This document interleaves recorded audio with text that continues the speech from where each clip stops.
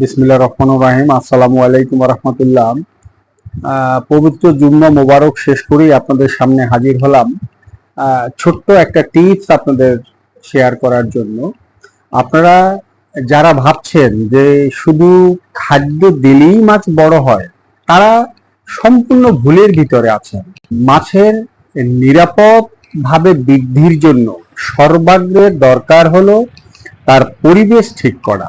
আমরা যে শুধু প্রস্তুতকালীন সময় পরিবেশটা ঠিক করে মাছটা ছেড়ে দিব তা না, আমাদের চাষকালীন সময়ও মাছের পরিবেশটা ঠিক রাখতে হবে। কারণটা হলো আপনার অ্যামোনিয়া থেকে যত ধরনের বিষাক্ত গ্যাস রয়েছে, এটা তো চাষকালীন সময় আমাদের পুকুরে তৈরি হয়, মাছের মল থেকে হয় বা অবশিষ্ট খাদ্য থেকে হয়, বিভিন্ন ভাবে পরিবেশটা নষ্ট হয়।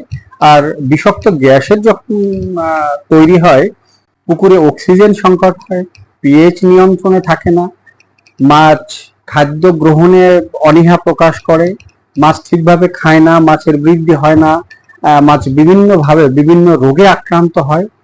এজন্যই আমাদের সর্বাগ্রের দরকার হলো পুকুরের পরিবেশটা ঠিক করা। পুকুরের পরিবেশ ঠিক তো আপনার মাছ অল্প প্রোটিন সমৃদ্ধ খাদ্য দিলে পরও আপনার কাঙ্ক্ষিত মাত্রার যে বৃদ্ধি সেটা আপনি পাবেন। এই জন্য পরিবেশটা ঠিক রাখতে হবে। আর আমরা তো বরাবরই চেষ্টা করি যে মেডিসিন ছাড়া কম খরচে নিরাপদ উপায়ে মাছের বৃদ্ধিটা নিশ্চিত করার জন্য। আজকে আপনাদের সামনে একটা ঘরোয়া উপকরণ দিয়ে তৈরি ফার্মেন্টেড প্রোবায়োটিক নিয়ে আলোচনা করব। তো এই ঘরোয়া প্রোবায়োটিকটা তৈরি করার জন্য আপনাদের প্রথমেই লাগবে হলো চিটাগুড়। চিটাগুড় 1 কেজি, ইস্ট 50 গ্রাম। এই ইস্টটা হলো অবশ্যই এই যে বেকারিতে ব্যবহৃত হয় যে ইস্ট, রুটি বিস্কিট বানানোর জন্য এই ইস্টটা নেবেন। এবং বেসিলাস গ্রুপের প্রোবায়োটিক 50 থেকে 80 গ্রাম, পানি 20 লিটার।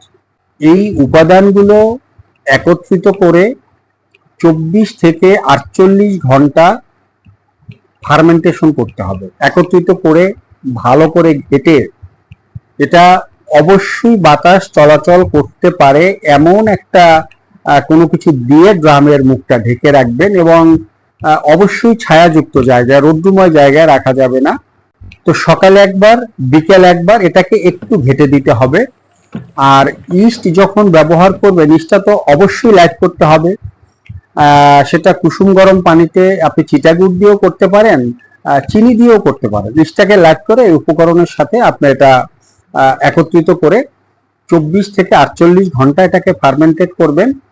এই ফার্মেন্টেশন করা উপাদান প্রতি শতকে 150 থেকে 200 গ্রাম 10 থেকে 15 লিটার পানির সাথে মিক্স করে পুকুরে ছিটাতে হবে।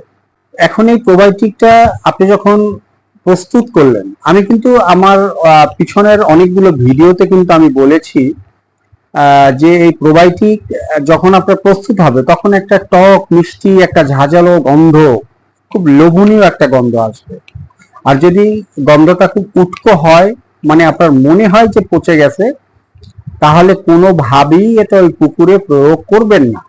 আর চেষ্টা করবেন পানিটা আপনি যেই পুকুরে প্রোবায়োটিকটা ব্যবহার করবেন ওই পুকুরের পানিটাই ব্যবহার করার জন্য, তাতে আরো ভালো হবে।